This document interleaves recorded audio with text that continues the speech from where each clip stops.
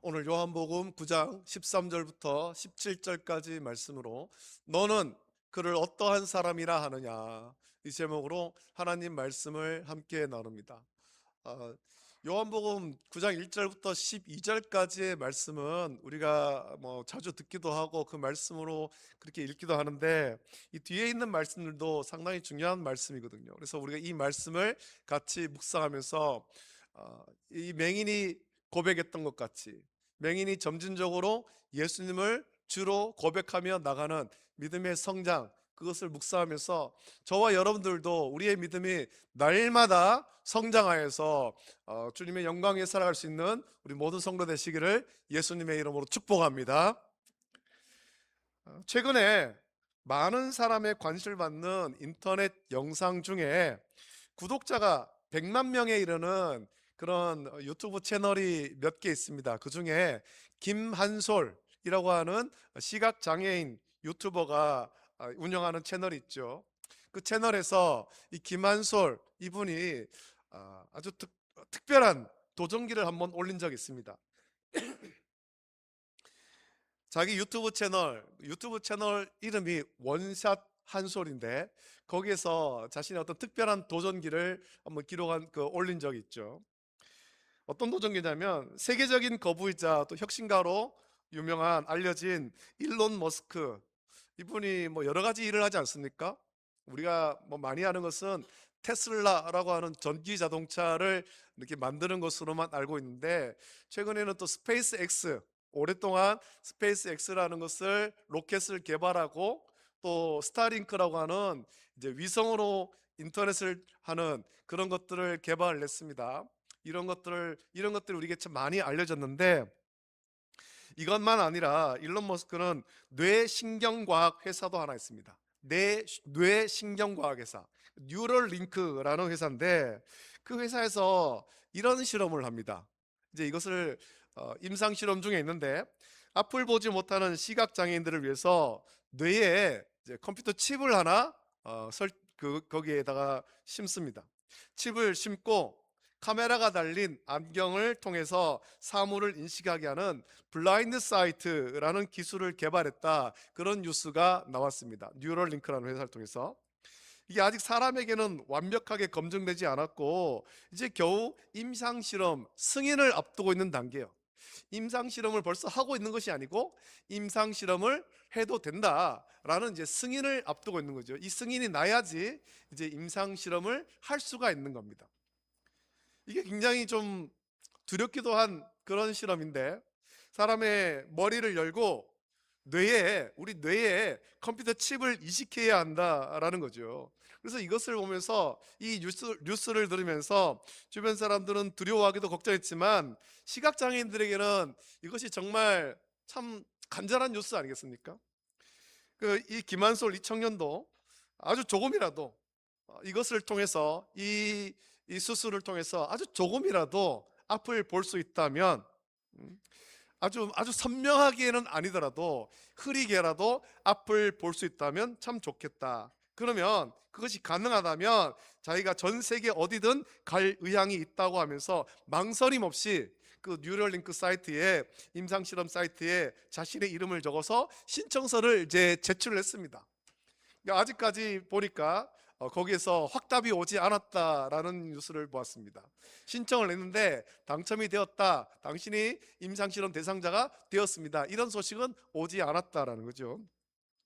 이게 위험성도 크고 초기 비용도 엄청나고, 또 아직 이것이 검증되지 않은, 실현되지 않은 미래의 기술에 불과하지만, 뇌를 열어서라도 그런 무서운 수술을 감수하면서까지 기술적인 방법으로라도 단 한 번만이라도 앞을 보고 싶다라는 그 신청서 앞에는 시각장애인들의 가슴 속 깊이 품고 있는 그 세상 그 무엇과도 비교할 수 없는 간절한 소망과 부르짖음이 그대로 녹아 있는 거죠. 우리는 남들이 다 보며 살아가는 평범한 일상이 누군가에게는 뇌를 열어서 수술을 각오해야 할 만큼 간절한 기적의 영역이라는 사실을 우리는 기억을 해야 됩니다. 그러나 여러분, 뉴럴링크 회사에서도 이것이 아직 검증되지 않았다, 완전히 실현되지 않은 그렇게 실험이다라는 것을 밝혔다시피 현대의 가장 첨단화된 의학 기술과 아주 수천억의 자본을 들이더라도 태어날 때부터 앞을 전혀 보지 못하던 선천성 시각 장애인의 그 눈과 시신경과 뇌신경을 완벽하게 재생하고 연결하고 재창조해내는 일은 여전히 불가능의 벽에 가로막혀 있는 것입니다. 예수님 당시의 유대 사회는 지금의 우리가 살고 있는 21세기보다 훨씬 더 잔혹하고 냉혹했습니다. 그 시대에 선천적인 장애를 가지고 태어난 사람들은 사실 할 수 있는 일이 아무것도 없었죠. 선천적 장애를 가지고 태어난 사람들은 어, 온전한 인격체로 그렇게 존중받지 못했고, 심지어는 그 선천적 장애를 누군가의 죄 때문에, 또 그 부모의 죄 때문에, 혹은 그의 죄 때문에 그가 하나님께 징계를 받아서 장애를 가지고 태어났다, 사람들은 그렇게 여겼습니다. 그래서 요한복음 9장 1절부터 12절 말씀을 보면 이 맹인에 대해서 말씀하잖아요. 제자들이 예수님께 묻지 않습니까? 이 사람이 맹인으로 난 것이 누구의 죄로 임함이니까? 자기니까? 그의 부모니까? 제자들이 그렇게 묻는 거예요. 그것이 그 당시의 유대인들의 인식이에요. 선천적 장애를 가지고 태어났을 때 이것이 누군가의 죄 때문에 하나님께 벌을 받아서 이런 장애를 가지고 온전하지 않은 몸을 가지고 태어났다, 그렇게 여겼죠. 당시의 유대인들은 장애는 곧 하나님의 저주이고 가문의 수치라는 그런 차가운 편견과 영적인 어둠 속에서 성전 미문 곁에 앉아 구걸하던 그 가련한 인생은 하루하루를 절망 속에서 버텨내야만 했습니다. 그 절망과 어둠의 한복판에 우리 주 예수 그리스도께서 찾아오셨습니다. 그리고 일론 머스크가 아니라 어떤 첨단 과학자도, 그 어떤 현대의학도 흉내낼 수 없는 놀라운 주권적 창조의 역사를 행하시죠. 예수님은 땅에 침을 뱉어서 진흙을 이겨 그의 눈에 바르시고 보냄을 받았다라는 뜻을 가진 실로암 못에 가서 씻으라 명령하셨습니다. 그 말씀에 의지해서 실로암 못에 가서 눈을 씻었을 때 태어날 때부터 단 한 번도 빛을 받아들이지 못했던 그의 시신경이 뜨이고 하나님의 영광스러운 창조의 세계를, 그 아름다운 창조의 세계를 그 사람은 그제서야 보게 되었죠. 이것은 단순히 한 사람의 질병을 고쳐준 기적의 사건이 아닙니다. 요한복음을 기록한 요한은 이 위대한 사건을 단순한 이적, 이 신기한 일이다, 기적을 뜻하는 단어가 아니라 하나님의 아들이 이 땅의 구원자로 오셨음을 분명하게 증명하는 표적이라는 말을 사용합니다. 요한복음에는 계속해서 표적이라는 단어를 사용하고 있는 거예요. 다른 복음에서는 기적이라고 표현되기도 합니다만, 기적, 이적이라고 표현하지만 요한복음에는 표적이라고 기록되는 겁니다. 헬라어로 세메이온, 예수님이 하나님의 아들이심을, 예수님이 구원자이심을 나타내는 증거라는 겁니다. 인간의 전적인 무능함을 깨뜨리시고 오직 하나님의 신성으로만 가능한 일을 행하심으로써 예수님이 구약 성경에 예언된 많은 선자가 예언한 그런 메시아이심을 요한은 증명하고 있는 것입니다. 자, 그러나 놀라운 예수님의 표적 앞에서도 하나님을 세상에서 가장 잘 믿는다고 자부하던 이 바리새인들 사이에서는 도저히 도리어 격렬한 분쟁과 논란이 일어나죠. 예수님께서 이 나면서부터 앞을 보지 못하던 이 사람을 고치신 이 일을 인해서 바리새인들은 논쟁이 벌어진 겁니다. 예수님이 행하신 이 거룩하고 위대한 표적을 눈앞에서 똑똑히 보고서도 바리새인들은 예수님을 하나님의 아들로 영접하지 않았습니다. 못했지요. 오히려 그들의 눈앞에 살아 움직이는 하나님의 역사보다 자신들이 세워둔 전통의 감옥 속에 바리새인들은 갇혀 있는 것입니다. 그들의 어떤 신앙적인 전통, 여기에 갇혀 있죠. 먼저 예수님을 적극적으로 대적하고 거부하던 자들은 예수님이 그 시각장애인의 눈을 뜨게 하신 날이 하필이면 안식일이었다는 사실에 극도로 집착하고 분노합니다. 아니, 다른 날도 많은데 왜 안식일 날 그를 고치셨느냐? 예수님이 그전에도 많은 변자를 고치시는데 아니 하필이면 왜 안식일이냐? 다른 날 있지 않느냐? 오늘 안식일인데 내일 고쳐주면 되지 않느냐? 왜 안식일 날 고치느냐라는 거죠. 또 그들은 예수님이 진흙을 이겨서 눈에 바른 행위를 안식일에 절대 하면 안 되는 노동이자, 또 그 미시나에서 유대인의 어떤 전통 미시나, 그때는 미시나라고 어떤 확정된 것이 아닙니다만 구전으로 전해져 오는 그런 유대인의 전통, 거기에서 금지하는 반죽하는 행위, 이것을 예수님께서 행하셨다. 그래서 예수님을 정죄하려는 겁니다.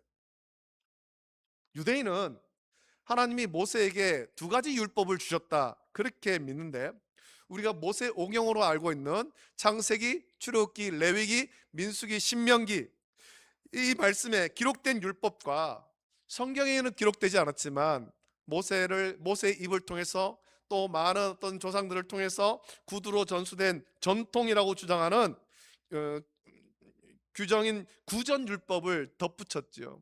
기록된 하나님 말씀 외에 구전으로 전해져 오는, 입에서 입으로 전해져 내려오는 그런 전통, 그것을 구전 율법으로 덧붙였습니다.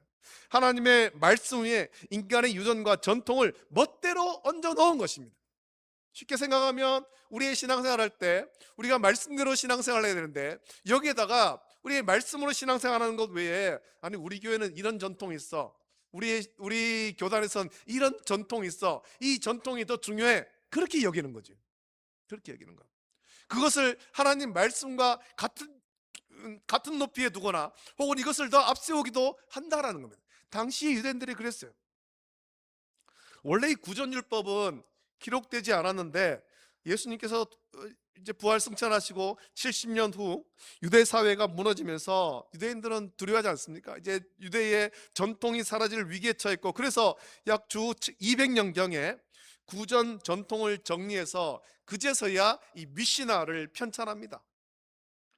입에서 입으로 전해져 내려오던 신앙의 어떤 전통, 그것을 미시나로 만들죠. 이 미시나는 원래 랍비들이 반복해서 암기하도록 가르친 내용인데, 이 미시나에는 39가지 금지 노동이 기록되어 있습니다. 그 중에는 반죽하기가 있습니다. 반죽하기, 그리고 치료하기. 안식일에 반죽하는 것, 안식일에 치료하는 것, 이거를 금지한다는 겁니다. 그래서 예수님께서 이 9장 1절부터 12절까지 보면, 예수님께서 이 나면서부터 앞을 보지 못하는 이 사람을 고치시는데, 하필이면 안식일이에요. 안식일. 말씀으로 고치시면 되는데 예수님은 또 진흙을 이겨가지고 반죽해서 그를 고치셨다는 겁니다. 그래서 예수님이 안식일에 진흙을 이겨서 맹인의 눈을 고치신 것을, 유대인들은, 특히 바리새인들은, 야, 하나님께서 은혜를 주셔서 이 사람의 눈을 고치셨다, 참 놀랍다, 하나님 감사합니다, 이것이 아니고, 예수님께서 구전율법을 어겼다, 우리의 전통을 어겼다라는 겁니다. 여러분, 칼빈은 예수님이 진흙을 이겨서 눈에 바르신 사건을 창세기 2장 7절, 거기 보면 하나님께서 사람을 창조하신데 흙으로 사람을 창조하신 사건의 재해석이라고, 그렇게 칼빈은 해석합니다. 하나님이 우리를 지으실 때 흙으로 창조하지 않았습니까? 예수님께서 진흙을 이겨서, 침을 뱉어서 진흙을 이겨가지고 그것을 그의 눈에 발라서 그를 고치신 것, 이것은 하나님의 천지창조, 특히 인간의 창조의 재해석이다. 칼뱅은 그렇게 해석을 했습니다. 그러나 바리새인들은 율법의 문자에 갇혀서 새 창조의 주 예수님을 온전히 바라보지 못하는 거죠. 그래서 오늘 보면 16절에 기록된 대로 이 사람이 안식일을 지키지 아니하였으니 하나님께로부터 온 자가 아니다 라고 안식일 규정을 위반했다라는 이유 하나만으로 만왕의 왕이요 안식일의 주인이신 예수 그리스도를 죄인으로 정죄해 버린 겁니다.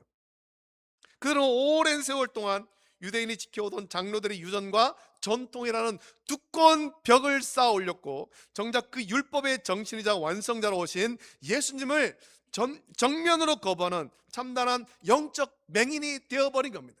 율법의 완성으로 오신 예수님을, 율법을 지킨다고 하는 그 바리새인들이 영접하지 않는 거예요. 오히려 거부했죠. 반면에 바리새인 중에는 눈앞에 나타난 명백한 역사적 증거를 차마 무시하지 못해서 주저하고 갈등하는 또 다른 무리도 존재했습니다. 16절 하반절 보면 그 무리가 이렇게 기록되죠. 그들은 죄인으로서 어떻게 이러한 표적을 행하겠느냐라고 반문합니다. 예수님께서 율법을 어긴 건 맞는데, 장로의 전통을 어긴 건 맞는데, 이 표적을 봐라, 이 증거를 봐라, 어떻게 죄인이 이런 일을 할 수 있느냐? 예수님이 율법을 어겼다고, 장로들의 유전을 어겼다고, 전통을 어겼다고 우리가 정죄하지만 이 증거를 보면 예수님을 마냥 정죄할 수만은 없다. 바리새인들은 그런 마음을 품고 있는 사람도 있었던 것입니다. 이들은 예수님을 무조건 죄인으로 몰아세우는 적극적인 대적자들과는 조금 다른 의견을 보이지요. 날 때부터 맹인된 자의 눈을 뜨게 하는 일은 하나님이 함께하는 선지자가 아니고서는 절대 일어날 수 없는 최소한의 어떤 그런 신앙의 양심과 이성이 발동한 것입니다. 그러나 안타깝게도 이들 역시 눈앞에 계신 예수님을 메시아로 온전히 영접하는 참된 믿음의 자리까지는 나가지 못했습니다. 그저 차가운 어떤 신학적 논쟁과 의견의 분립 속에서 멈춰 서 있을 뿐입니다. 예수님을 구주로 영접하는 단계까지 나가지 못한다라는 겁니다. 이 바리새인 한 부류는 인간의 전통에 얽매여서 예수님을 적극적으로 대적했고, 다른 한 부류는 자신들의 이성적인 틀에 갇혀서 주저하고 있는 것입니다. 신앙의 양심은 예수님을 구주로 영접하라 하는데 이성의 틀에 갇혀서 나가지 못하는 거예요. 생명의 빛이 그들 한가운데 찬란하게 비추었지만 그 빛을 구주로 바라볼 영적인 눈이 그들에게는 조금도 열려있지 않았던 것입니다. 왜 이런 일이 벌어지겠습니까? 바울은 로마서 1장 20절부터 23절을 통해서 이런 인간의 비극적인 영적 상태를 고발하고 있습니다. 하나님께서는 이미 창세로부터 그가 만드신 만물이라는 일반 계시를 통해서 하나님의 영원하신 능력과 신성을 모든 인간에게 분명히 보여서 알게 하셨습니다. 일반 계시를 통해서, 천지 만물을 통해서 살아계신 하나님을 발견하고 하나님을 경배해야만 했습니다. 그러므로 인간은 하나님을 몰랐다라고 핑계할 수가 없는 거죠. 그런데도 죄로 완전히 타락하고 어두워진 인류는 하나님을 알되 하나님을 영화롭게도 아니하며 감사하지도 아니하고 도리어 그 생각이 허망해지며 미련한 마음이 어두워졌다라고 바울은 말합니다. 그리고 결국 스스로 지혜 있다고 말하지만 어리석게 되어서 하나님의 영원하신 영광을 썩어질 사람과 새와 짐승과 기어다니는 동물 모양의 우상으로 바꾸어 버렸다. 바울은 그렇게 말했습니다. 오늘 본문에 등장하는 바리새인들의 비극이 여기에 있는 거죠. 그들은 입술로는 날마다 하나님을 거룩하게 부르고 성경을 필사하면서 율법을 외운다고 자랑했지만 정작 하나님께서 보내신, 우리를 구원하기 위해서 오신 독생자 예수 그리스도를 그들은 거부했습니다. 눈에 보이는 표적이 있지만 예수님을 거부한 거예요. 장로들의 유전과 그리고 어떤 신앙의 어떤 전통과 또 그들의 이성에 갇혀서 예수님을 구주로, 메시아로 영접하지 못한 겁니다. 그들에게는 자신들이 문자적으로 지켜오던 율법 조항과 또 바리새인으로서 가졌던 종교적 기득권, 그리고 유대인의 전통이 하나님의 말씀보다, 그리고 하나님의 살아계신 아들보다 더 높은 자리에 앉아있는 가장 견고한 종교적 우상이 되었기 때문에 그런 것입니다. 여러분, 우리도 참 조심해야 됩니다. 하나님을 믿는다, 우리가 신앙생활한다 할 때 우리는 성경대로 신앙생활해야 됩니다. 하나님의 뜻대로 신앙생활해야 됩니다. 우리의 어떤 전통과 어떤 관습이 이것보다 앞서면은 이것이 우상이 되어버리는 거예요. 우리가 예배하는 것조차도 하나님 기뻐하신 뜻대로, 성경대로 예배해야 되죠. 예배할 때 그래서 우리의 마음을, 우리의 전심을 하나님께 드려야 하는 것입니다. 할렐루야. 하나님 말씀보다 앞서는 것이 있어서는 안 되는 겁니다. 하나님이 성경을 통해서 우리에게 계시하신 진짜 참된 뜻과 복음의 정수가 무엇입니까? 예수님께서 니고데모에게 말씀하시죠. 요한복음 3장 16절, 예수님의 위대한 선포처럼 하나님이 세상을 이처럼 사랑하셨다라고 했습니다. 독생자를 아낌없이 이 땅에 보내셔서 누구든지 그를 믿는 자마다 죄로 얻어진 영의 눈을 뜨고 멸망하지 않고 영원한 생명을 얻게 하시는 것이 하나님의 구속 역사인 것입니다. 저와 여러분들이 하나님의 이 은혜를 받고 우리 영의 눈이 떠서 예수님을 구주로 영접하고 오늘 이 자리에 모여서 함께 하나님을 예배하는 것입니다. 할렐루야. 그러나 바리새인들은 이 거룩한 구원의 은혜와 영생에는 아무런 관심이 없습니다. 그들은 자신들의 삶을 지탱해 주던 인간적인 율법주의와 유대인의 전통이라는 그런 우상의 눈이 멀어서 죄의 비참함과 우리를 건져 구원하러 오신 예수 그리스도를 영접하지 않았습니다. 오히려 대적한 것입니다. 그들은 표적을 통해서 눈을 뜬 시각장애인을 다시 불러서 윽박지르면서 묻습니다. 17절 말씀에 그 사람이 내 눈을 뜨게 하였으니 너는 그를 어떠한 사람이나 하느냐라고 묻습니다. 여러분, 이 말씀을 읽을 때 그때 분위기를 한번 여러분 떠올려 보십시오. 지금 바리새인들이 눈을 뜬 이 사람을 불러서 물을 때 부드럽게 묻겠습니까? 이 질문은 절대로 부드러운 질문이 아닙니다. 정말 몰라서 묻는 것이 아닙니다. 이 질문은 진리를 구하는 순수한 물음도 아닙니다. 자신들이 이미 내려놓은 결론, 즉 예수님은 안식일을 범한 죄인이다 라는 틀에 맞춰서 대답하라고 협박하는 것이죠. 소위 말하는 답정너 아닙니까? 답정너. 답은 정해져 있어. 너는 그 답대로만 얘기해야 돼. 자신들이 생각한 대로 만든 예수님을 정죄하도록 종교적 폭력을 강요하고 있는 장면이죠. 당시의 바리새인들, 유대 종교 지도자들이 이런 일들을 많이 행했잖아요. 답을 정해놨어요.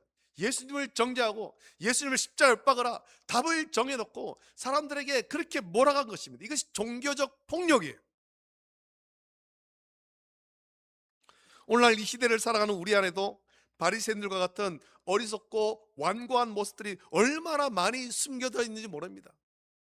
내가 가진 신념과 내가 가진 어떤 그런 결론, 답을 정해놓고 다른 사람들에게 그 답을 강요하는 거예요. 성경대로 예수님을 겸손히 믿기보다 내 생각과 내 경험과 내 욕망의 틀로 찍어낸 예수님을 만들어내고 있지 않습니까? 내가 하는 대로 믿어야 돼. 내가 하는 대로.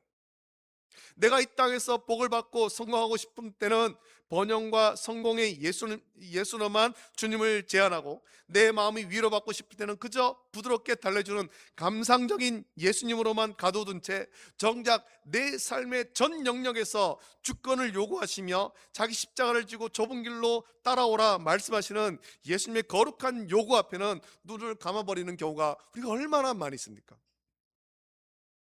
내 지식과 내 신념, 내 오랜 종교적 관습을 하나님 말씀에 올려놓는 순간 그것은 살아있는 참된 신앙이 아니라 세상의 허망한 신념에 불과하며 주님의 영광을 가리는 또 하나의 우상 숭배가 될 뿐이라는 사실을 우리는 두려운 마음으로 기억해야 하는 것입니다. 그래서 우리의 신앙은 날마다 개혁해야 되죠. 하나님 말씀으로 나 자신을 쳐서 복종시키고, 우리가 주를 섬길 때, 우리 신앙생활 할 때 하나님 말씀대로 해야 되는 것입니다. 하나님 말씀대로, 기록된 성경 말씀대로. 내 생각이나 내 신념이 아니에요. 오늘 본문에 나오는 시각장애인의 담대한 대답을 보십시오. 바리새인들이 서슬퍼런 압박과 협박 속에서도 그는 흔들림 없이 고백합니다. 너는 그를 누구라 하느냐? 선지자니이다. 여러분, 이 한마디의 고백은 이 가련한 인생의 영적인 눈이 성령의 조명하심 속에서 점진적으로 열리고 있음을 보여주는 너무나도 아름다운 신앙 고백의 모습입니다. 요한복음 9장 전체를 보면, 이제 나중에 또 뒤에 말씀을 살펴보겠습니다만, 처음에 이웃들이 그에게 눈을 어떻게 떴느냐라고 물을 때 그는 11절 보면 그는 그렇게 대답하지요. 예수라 하는 그 사람이 내 눈을 뜨게 했다. 그렇게 대답합니다. 그저 신기한 능력을 행한 이름 모를 한 사람으로만 알았던 것이죠. 그러나 유대 종교 지도자들의 그 무서운 핍박과 율법의 논쟁 한복판을 지나면서 그의 믿음은 자라기 시작합니다. 오늘 본문 17절에서는 당당하게 선지자라고 고백하더니, 더 나아가 33절 말씀 보면 이 사람이 하나님께로부터 오지 아니하였으면 아무 일도 할 수 없으리다 라고 도리어서 유대사의 권력자들을, 종교 지도자들을 부끄럽게 합니다. 그리고 마침내 38절에 이르러서 자신을 찾아와 만나주신 예수님 앞에 무릎을 꿇고 위대한 신앙의 마침표를 찍죠. 주여 내가 믿나이다. 주여 내가 믿나이다. 신앙의 점진적인 성장입니다. 여러분, 이것이 허물과 죄로 영원히 죽었던 우리를 구원하시고 하나님의 거룩한 백성으로 삼아가시는 하나님의 놀라운 주권적인 은혜이고 성령의 신실하신 성화의 역사인 것입니다. 여러분, 저와 여러분들도 그렇지 않습니까? 예전에는 예수님을 몰랐다가 복음을 듣고 예수님을 구주로 영접합니다. 우리의 신앙은 점진적으로 성장하는 것입니다. 성화되어 가는 것입니다. 마침내 예수님을 나의 구주로, 내 전 인격, 내 전 모든 인생, 내 가정, 내 모든 삶의 주인이심을 고백하는 단계까지 나아가야 되는 거죠. 우리의 굳어버린 이성과 타락한 의지로는 절대로 예수님을 주라 시인할 수 없습니다. 성경에도 분명히 말합니다. 성령으로 아니고서는 예수님을 주라 시인할 수 없다고 했습니다. 오직 성령 하나님께서 오셔서 우리의 감겨 있는 영의 눈을 창조적으로 뜨게 하실 때 비로소 우리는 완고한 교만의 감옥에서 해방되어서 예수님을 나의 구주로 시인하고 온전히 바라보게 되는 거죠. 하나님께서 우리의 삶의 시간표 속에 베풀어 주시는 많은 은혜의 표적들과 날마다 부어주시는 그 십자가의 사랑을 하나님 말씀 속에서 발견할 때 우리의 믿음은 과거의 어떤 유전이나 막연한 지식에 머물지 않고 날마다 자라나서 마침내 주님 앞에 온 삶을 내어드리는 견고한 고백으로 나가게 될 줄로 믿습니다. 여러분, 성령 안에서 눈을 뜬 이 시각장애인의 담대한 고백은 훗날 가이사라 빌립보에서 예수님을 향한 위대한 고백을 드렸던 제자의 모습과 닮아 있습니다. 예수님은 오늘 이 아침 세상을 바라보느라 분주하고 영적인 깊은 침체에 빠져 본질을 보지 못하는 우리에게도 같은 질문을 던지고 있습니다. 너는 그를 어떠한 사람이라 하느냐? 너는 나를 누구라 하느냐? 예수님께서 제자에게 물으셨듯이 오늘 우리에게도 묻고 있습니다. 너는 예수님을 누구라 하느냐? 마태복음 16장 13절부터 20절 오면 바리새인들이 또다시 하늘의 표적을 구하며 대적한 후에 예수님께서 가이사라 빌립보에서 제자들에게 묻죠. 사람들이 인자를 누구라 하느냐 물으십니다. 그때 제자들은 대답하죠. 더러는 세례 요한, 더러는 엘리야, 어떤 이는 예레미야나 선지자 중에 하나이다. 그렇게 대답했고, 그런 제자들의 대답을 들으신 예수님이 묻죠. 너희는 나를 누구라 하느냐? 그렇게 물으시자 16절 오면 시몬 베드로가 대답하여 이르되 주는 그리스도시요 살아계신 하나님의 아들이시니이다 대답합니다. 예수님은 베드로의 대답을 들으시고 바요나 시몬아 내가 복이 있도다 이를 내게 알게 하니는 혈육이 아니요 하늘에 계신 내 아버지시니라 그렇게 말씀했습니다. 베드로가 지식으로 알아서 대답한 것이 아니라는 것입니다. 성령 하나님께서 베드로에게 마음에 감동을 주시고 깨닫게 하시고 고백하게 하셨다는 겁니다. 예수님을 주로 고백하는 것은 우리가 가진 어떤 신학적 지식이나 오랜 신앙생활을 통해서 혹은 어떤 신령한 체험을 통해서 할 수 있는 것이 아닙니다. 오직 성령께서 깨닫게 하시고 고백하게 하시는 것입니다. 할렐루야. 여러분, 바리새인들이 맹인이었던 자에게 물은 질문, 그리고 예수님께서 제자들에게 한 질문을 오늘 이 시간에 스스로에게도 한번 해보기를 원합니다. 여러분은 예수님을 누구로 알고 있습니까? 예수님을 누구라고 고백하고 있습니까? 예수님을 어떤 분으로 믿고 있습니까? 이번 한 주간 삶의 자리로 나갈 때 내 짧은 지식과 세상의 허망한 신념에 예수님을 가둬두지 마십시오. 오직 기록된 성경 말씀대로 예수님을 온전히 믿고 고백하고 날마다 우리 삶에 베푸시는 성령의 은혜 속에서 저와 여러분의 믿음이 성장하여서 성경대로 예수님 믿고 성경대로 예수님을 따르는 참된 믿음의 고백으로 살아가는 우리 모든 성도 되시기를 예수님의 이름으로 축복합니다. 이제 우리 함께 찬양 드리면서 같이 기도하길 원합니다. 이 시간에 말씀하시면 주님 말씀대로 내가 주를 섬기겠습니다, 주님 따르겠습니다, 우리 고백하면서 이 찬양 같이 부르고 함께 기도하겠습니다.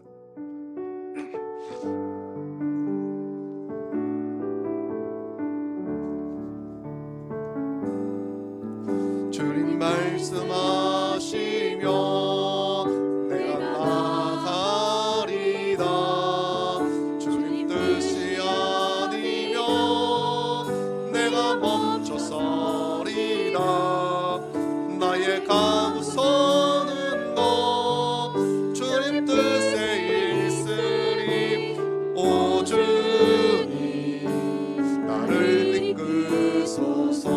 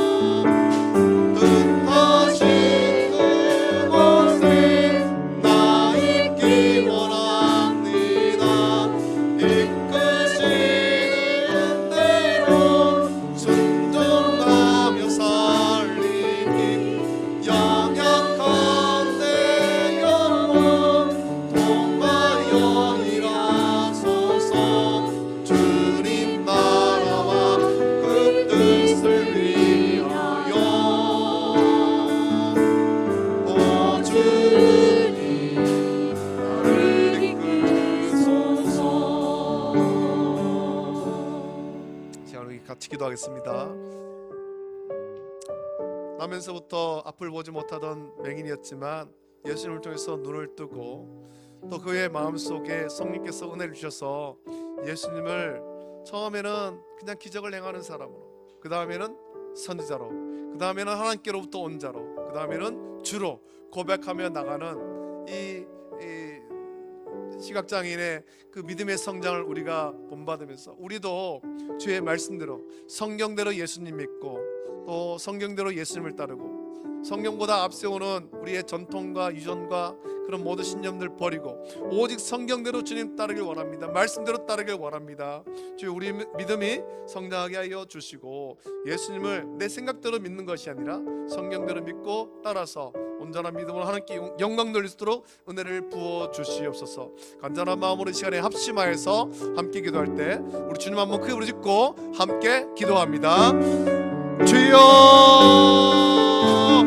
걸어가신 아버지 하나님, 사랑과 은혜를 감사드립니다. 오늘 우리에게 귀한 말씀을 주심을 감사드립니다. 아버지 하나님, 오늘 이 시각장애인의 아버지 하나님 신앙의 고백을 우리가 본받기를 원합니다. 너는 그를 어떠한 사람이라 하느냐 라고 물을 때 이 시각장애인은 아버지 하나님 성령께서 그의 마음 가운데 깨달음을 주시고 은혜를 주셔서 선지자라 대답하였고 이후에는 하나님께로부터 온 자라 고백하였고 이후에는 예수님을 주로 고백하며 나가는 아버지 하나님 믿음의 성장을 보였습니다. 아버지 하나님, 우리가 아버지 하나님 바리새인과 같이 아버지 우리 어떤 전통과 유전에 얽매여서 성경대로 오신 예수님을 믿지 않고 내 마음대로 만든 예수님을 아버지 하나님 가두려고 하지 않습니까? 이런 어리석음과 교만을 버리고 오직 성경대로 예수님 믿고 따르게 은혜를 부어 주시기를 원하고 하나님께 온전한 영광 주도록 은혜를 부어 주시옵소서. 아버지 하나님, 약한 시대에 내 마음대로 아버지 하나님 그 신앙을 아버지 하나님 만들어가지 않게 하시고 오직 성경대로 따르는 온전한 믿음, 그래서 하나님을 기쁘시게 하는 하나님께 영광 돌리는 우리 모든 성도가 될 수 있도록 은혜를 넘겨 주시옵소서. 모든 것 감사드리며 걸어가신 예수님의 이름으로 기도드립니다. 아멘. 참 좋으신 하나님 아버지, 사랑과 은혜를 감사드립니다. 오늘도 거룩한 주일 허락하시고 주의 전으로 인도하셔서 하나님을 예배하게 하심을 감사드립니다. 아버지 하나님, 오늘 많은 사람들이 너는 그를 어떤 사람으로 아느냐 그렇게 우리에게 우리의 믿음에 대해서, 우리가 믿는 예수님에 대해서 의심하며 묻습니다. 그때 우리가 무엇이라 대답하겠습니까? 우리가 예수님을 내 마음대로 만들지 않게 하여 주시옵소서. 성경대로 오신 예수님, 성경대로 믿고 따르게 하여 주시기를 원하고 또 성경대로 바로 서 있는 믿음으로 하나님께 영광 돌리며 주님 다시 오시는 그날까지 순전한 믿음으로 신앙생활 할 수 있도록 은혜를 풀어 주시옵소서. 예수님 당시에 바리새인과 같이 그들의 어떤 신앙의 전통과 또 장로들의 유전 여기에 갇혀서 하나님 말씀보다 이것을 앞세워서 예수님을 구주로 영접하지 못하는 그런 어리석음을 범하지 않게 하시고 우리가 온전히 말씀 위에 온전히 설 수 있도록 주여 지켜 주시옵소서. 감사합니다. 예수님의 이름으로 기도드립니다. 이제는 우리 주 예수 그리스도의 은혜와 하나님 아버지의 사랑하심과 성령님의 감화 역사 교통하심이 성경대로 이 땅에 오신 예수님, 성경대로 믿고 또 성경대로 바르게 신앙생활함으로 말미암아 하나님께 온전한 영광 돌리고 주님 다시 오실 그날까지 순전한 믿음으로 신앙생활을 결단한 우리 모든 성도들 머리 위에, 가정과 직장과 생업 위에 이제로부터 영원토록 함께 있을지어다. 아멘.